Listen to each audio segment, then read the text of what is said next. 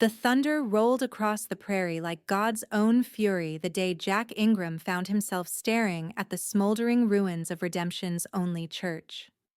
The year was 1876, a full decade since the war had ended, but peace remained as distant as the horizon in these untamed territories of Wyoming. Jack had long ago stopped believing in much of anything besides his horse, his gun, and the unpredictable nature of mankind's cruelty. The acrid smell of charred wood assaulted his nostrils as he dismounted, his spurs jingling softly against the eerie silence that blanketed the destruction. His weathered hand instinctively moved to rest on the pearl handle of his revolver, a habit born from years of wandering these lawless lands. "Hello?" he called, his voice carrying across the blackened timber. "Anyone alive in there?" He wasn't expecting a response. News of the raid had reached him 2 days prior while he was passing through Cheyenne. A gang of outlaws, led by the notorious Hiram Cook, had torn through Redemption like a whirlwind, leaving death and despair in their wake. Jack had known men like Cook during the war, soulless creatures who used conflict as an excuse to indulge their basest instincts. Jack stepped carefully over a fallen beam, his boots crunching on shattered stained glass that once depicted saints and angels now reduced to colorful shards. He was about to turn back when he heard a faint moan coming from beneath a collapsed section of the altar. His heart quickened as he rushed forward, tossing aside splintered wood and debris. Beneath the wreckage, he discovered a woman, her face streaked with soot, golden hair matted with blood but unmistakably alive. Her eyes fluttered open eyes the color of prairie grass after spring rain, and she smiled weakly at the sight of him. "You came," she whispered, as though she'd been expecting him all along. Something stirred in Jack's chest then, something he thought had died years ago in the blood-soaked fields of Virginia. It was a feeling he couldn't name, didn't want to acknowledge, but it took root nonetheless. "I'm here now, madam," he replied, his voice gentler than it had been in years. "What's your name?" "Zoe," she said, her voice barely audible. "Zoe Valente." Jack carefully lifted her from the ruins, noticing how she winced when he touched her side. "You're hurt pretty bad, Miss Valente." "The doctor," she managed through gritted teeth. "They killed him first." Jack nodded grimly. Outlaws typically eliminated anyone who might patch up survivors. "I know a bit about tending wounds. War taught me that much." He carried her to his horse, a sturdy buckskin gelding named Samson, and fashioned a makeshift stretcher using his bedroll and some salvaged wood. As he worked, he spoke to keep her conscious, asking questions about what had happened. "They came at dawn," Zoe explained, her breath hitching with pain. "Reverend Collins was preparing for morning service when they rode in. I was helping him. I'm the schoolteacher here." A tear traced a clean path down her dirty cheek. "They shot him right away, then set fire to everything. I ran to the church. Thought I might hide." "Cook's men don't leave witnesses," Jack said grimly. "You're lucky to be alive." "It wasn't luck," she insisted. "I prayed, Mr. Ingram. Jack Ingram. But I stopped putting much stock in prayer a long time ago." "Yet here you are," she said with that same weak smile that had first pierced his hardened heart. "Answer to mine." Jack didn't respond to that. Instead, he secured her to the stretcher and mounted Samson. "There's a widow who lives about 5 miles east of here, Martha Whitley. She has some healing skills." "I know Martha," Zoe confirmed. "Good woman." They traveled slowly, Jack careful not to jostle Zoe more than necessary. The sky had cleared by afternoon, and the relentless Wyoming sun beat down upon them. Jack shared his canteen with Zoe, noting with concern how her lips had begun to crack from dehydration. "How long were you under there?" he asked. 2 days, I think. Everything after the attack is hazy." Jack marveled at her resilience. Most men would have perished after 2 days trapped beneath burning rubble, yet this slip of a woman had survived. "What brought you to redemption?" he inquired, trying to keep her talking. "Wanted to make a difference," she said simply. "Came out from Boston 2 years ago to teach. Children out here deserve education same as anywhere." She paused, studying him. "What about you, Mr. Ingram? What brings a man like you to the ruins of a town like Redemption?" Jack hesitated. The truth was complicated. "I've been tracking Cook and his gang for 3 months now. They killed a friend of mine back in Laramie." "You're a lawman?" He almost laughed at that. "No, madam. Just a man with a debt to settle." "Vengeance, then." She sighed, closing her eyes. "Another man chasing death across the prairie." Her words stung with their accuracy, and Jack found himself unable to offer a rebuttal. They reached Martha Whitley's homestead by sundown. The widow was hanging laundry when they approached, her weathered face registering shock at the sight of them. "Good Lord above!" she exclaimed, hurrying toward them. "Is that Zoe Valente?" "She was trapped in the church," Jack explained, dismounting. "Needs tending." Martha's efficiency was impressive. Within minutes, she had directed Jack to carry Zoe into her spare bedroom and had begun gathering supplies: clean water, bandages, and bottles of mysterious tonics that smelled strongly of herbs. "You can wait outside," Martha told Jack firmly. "This isn't proper for a man to see." He nodded and retreated to the porch, where he sat cleaning his revolver and contemplating his next move. His original plan had been to continue tracking Cook's gang, but now he felt strangely reluctant to leave the schoolteacher behind. An hour later, Martha joined him, wiping her hands on her apron. "She'll live," the widow announced. "Got 3 broken ribs, a nasty gash on her head, and she's suffering from the heat and thirst, but she's strong." "Strong indeed," Jack agreed. "Can I see her?" Martha scrutinized him, her eyes narrowing. "She's decent now. You can go in, but only for a moment. She needs rest." Zoe was propped up on pillows, her golden hair washed and combed, her face clean of soot. The contrast was striking. She looked almost angelic against the white linens. "Mr. Ingram," she greeted him, her voice stronger than before. "I wanted to thank you properly." "No need for thanks," he replied, awkwardly holding his hat in his hands. "Anyone would have done the same." "We both know that's not true." Her green eyes held his steadily. "Martha tells me you're leaving in the morning." He shifted uncomfortably. "Cook's gang has a day's lead on me already." "And what happens when you find them? One man against a dozen outlaws?" Jack had asked himself the same question countless times. "I'll manage." Zoe sighed, wincing slightly at the movement. "My father died in the war, Mr. Ingram. My brother too.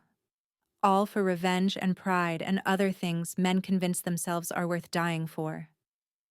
She reached for his hand unexpectedly, her touch cool against his sun-warmed skin.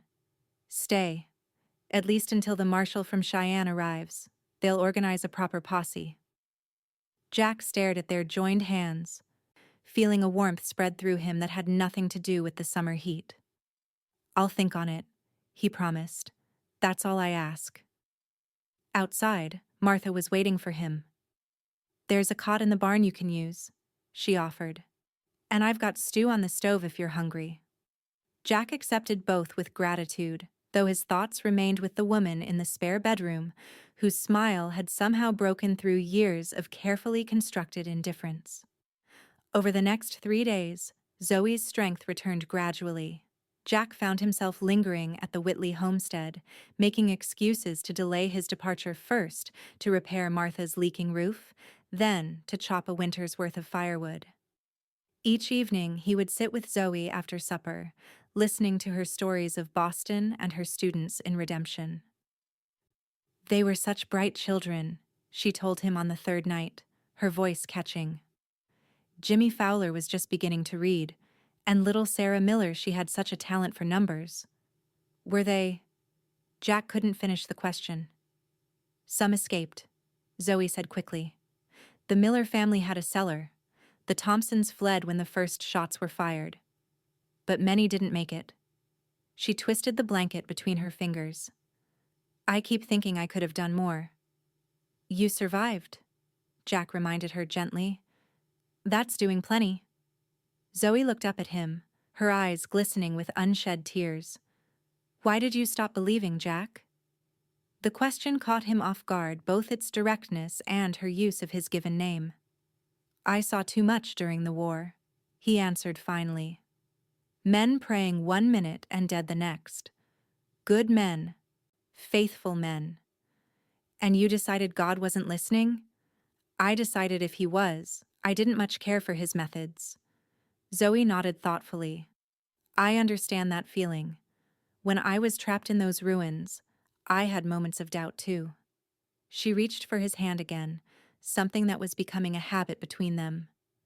But then I remembered what Reverend Collins always said: faith isn't about God preventing suffering, it's about finding him within it.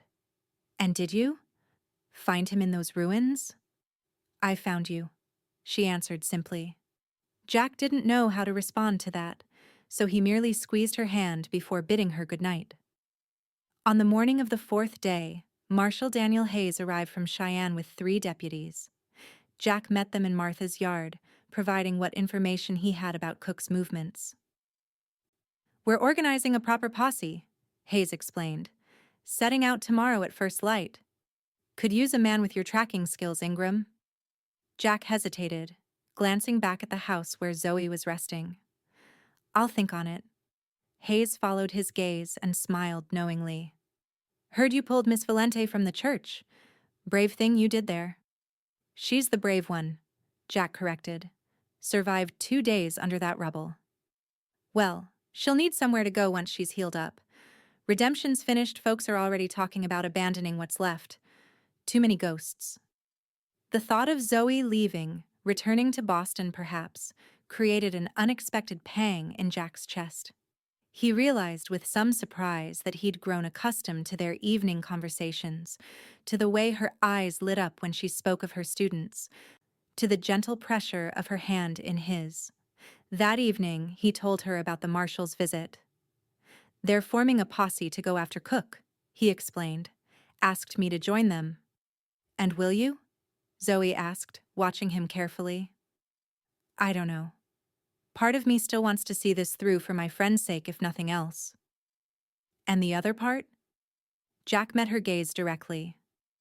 The other part is finding reasons to stay. A blush colored her cheeks, but she held his gaze. Martha says I'll be well enough to travel within a week. I've been thinking about what comes next. Back to Boston? He asked, trying to keep his voice neutral. I don't think so.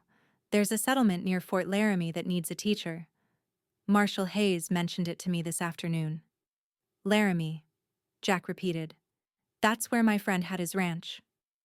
Where Cook? I know. Zoe reached for his hand. Perhaps we both have unfinished business there. Jack stared at their intertwined fingers, marveling at how natural it felt now. We? I'm not presuming anything, Mr. Ingram, she said quickly, withdrawing her hand. I just thought... Jack, he interrupted. Please call me Jack. Her smile returned, warming him from within. Jack. The next morning, Jack joined Marshal Hayes and the posse as they prepared to depart. I've decided to ride with you, he announced, but I have conditions. Hayes raised an eyebrow. Which are? When this is done, I want Cook alive if possible. I want him to face proper justice. The marshal nodded slowly. That's a change from what I heard about you, Ingram. Word was you were out for blood. Maybe I found something worth more than revenge, Jack replied. The posse departed at dawn, following the trail Jack had been tracking for months. For 6 days, they pursued Cook's gang across the Wyoming territory, through ravines and across open plains, stopping only to rest their horses and catch a few hours of sleep. On the 7th day, they caught up to the outlaws at an abandoned mining camp near the Bighorn Mountains. The ensuing gunfight was brief, but vicious. 2 deputies were wounded, and 4 of Cook's men were killed. Hiram Cook himself was captured alive, though not before Jack took a bullet in his left shoulder. Worth it? Hayes asked as the camp doctor extracted the bullet from Jack's flesh later that evening. Jack gritted his teeth against the pain. Ask me when we get back. The return journey took twice as long, with the wounded men requiring frequent stops.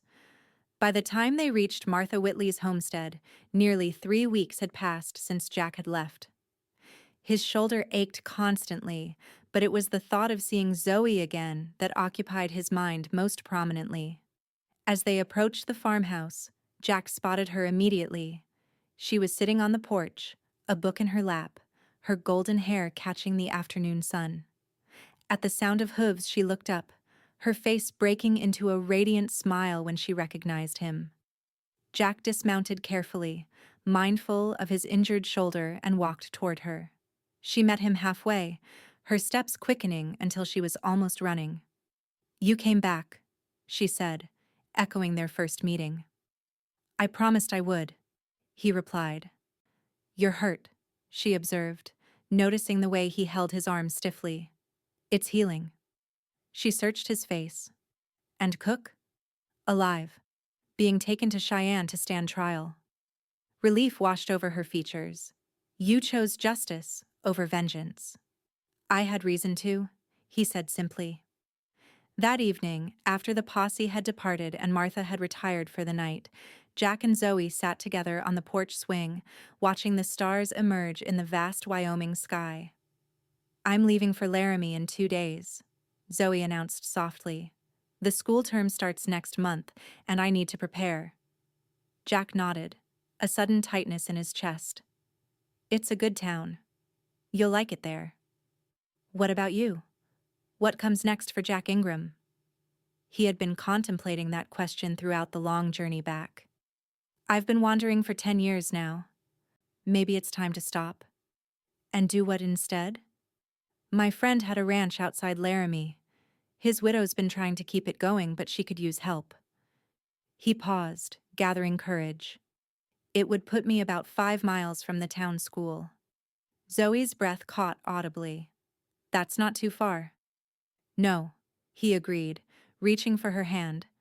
"Not too far at all." They sat in comfortable silence for a while, the swing creaking gently beneath them. Finally, Jack spoke again. "When I found you in that church, something happened to me, Zoe. Something I can't fully explain." "What was it?"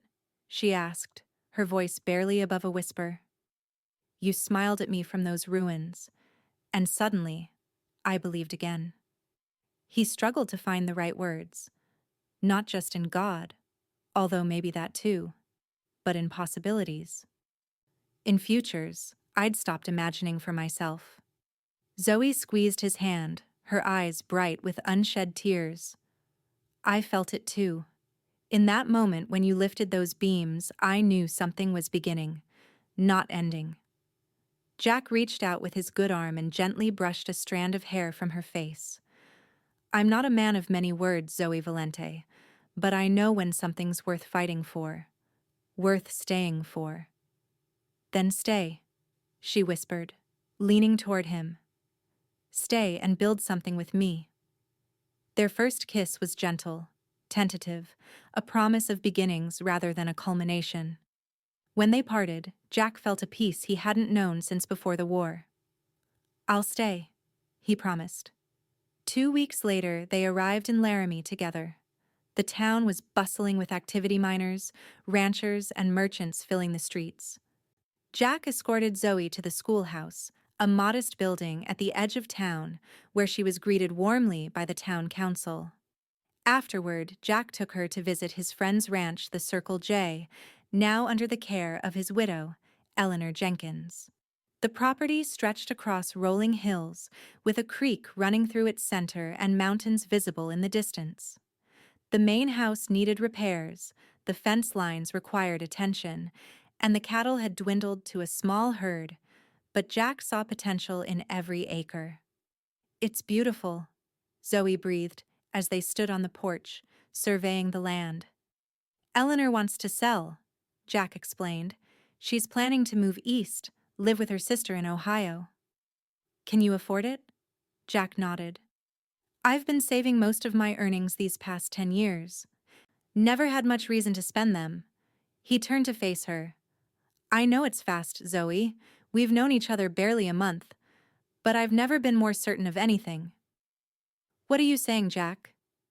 I'm saying I want to buy this ranch. Make it a home. He took her hands in his. And I'm hoping you might consider sharing it with me. Not right away, I know you need time, and there's your teaching position to consider. But someday. Zoe's eyes widened, but she didn't pull away. Are you proposing, Jack Ingram? Inelegantly, perhaps, he admitted with a small smile. But yes, I suppose I am. She looked out over the land again, then back to him. I came west to make a difference. To build something meaningful. We could build it together, he suggested. A slow smile spread across her face. Reminiscent of that first smile in the church ruins the one that had changed everything for him. Yes, she said simply. Yes, I think we could. They were married that autumn in a small ceremony performed by Laramie's minister. Martha Whitley traveled from Redemption to attend, along with several of Zoe's former students who had relocated with their families. Jack's shoulder healed completely by winter, and he threw himself into restoring the ranch. He rebuilt fences, repaired the barn roof, and expanded the cattle herd with stock purchased from neighboring ranchers. Zoe continued teaching at the town school during the week, returning to the ranch each Friday afternoon, her saddlebags filled with books and papers to grade. Their first year together passed in a whirlwind of hard work and quiet joy. Each evening, they would sit on the porch swing Jack had built for Zoe as a wedding present, watching the sun set over their land and sharing stories of their days. In their second spring, Hiram Cook and his remaining gang members were brought to trial in Cheyenne. Jack and Zoe traveled together to bear witness. When asked to testify about the redemption raid, Zoe spoke with quiet dignity about the lives lost and the community destroyed. Jack watched her from the gallery, marveling at her strength and grace under such difficult circumstances. You did well, he told her afterward, as they walked arm in arm from the courthouse. It feels like closing a chapter, she replied, like we can truly begin now. The following winter, their son was born during a fierce blizzard. Jack delivered the baby himself. As the doctor was unable to reach them through the snowdrifts, they named him Jonathan after Jack's father, with the middle name Collins in honor of Redemption's fallen reverend. As Jonathan grew, so did the ranch. Jack built additional rooms onto the house and hired 2 hands to help with the increasing herd. Zoe continued teaching, bringing Jonathan with her once he was old enough, setting him up in a corner of the classroom with books and toys. By the time their daughter Elizabeth arrived 3 years later, the Circle J was one of the most prosperous ranches in the territory. Jack had developed a reputation for fair dealing and quality stock, while Zoe had been promoted to head teacher at the expanding school. On the 5th anniversary of their meeting, Jack took Zoe on a special trip. They left the children with Martha Whitley, who had moved to Laramie after Redemption was officially abandoned, and rode for 2 days to reach the site where the town once stood. Nature had already begun to reclaim the land. Wildflowers grew among the ruins, and saplings pushed through the remains of buildings. Only the stone foundation of the church remained visible, a square outline in the prairie grass. They dismounted, and Jack took Zoe's hand as they walked among the remnants of her former home. I wanted to bring you back here, he explained, to remember where we began. Zoe squeezed his fingers. It looks so different now. Peaceful. Do you regret anything? He asked, watching her face carefully. Leaving Boston? Staying out west after everything that happened here? She turned to him, her green eyes as bright and clear as the day he'd first seen them. Not for a moment. This is where I found my purpose, where I found you. Jack pulled her close, breathing in the lavender scent of her hair. When I found you in those ruins, I was a man without faith, Without hope, you gave me back both. And you saved my life, she reminded him. We saved each other, he corrected gently. They camped that night beneath the stars, making love under the vast Wyoming sky and talking until dawn about their past and future. They spoke of expanding the school, of breeding horses as well as cattle, of sending Jonathan to college in Denver when he was older. As the first light of day spread across the eastern horizon, Jack held Zoe in his arms and marveled at the journey that had brought them together. From the ashes of tragedy, they had forged a life neither of them could have imagined that day among the church ruins. I love you, Zoe Ingram, he whispered against her hair. And I love you, Jack Ingram, she replied, nestling closer. Today, tomorrow, and all the days that follow. They rode home the next day, back to their children, their ranch, and the life they had built together, a testament to the healing power of love and the enduring nature of faith, reborn from ruins.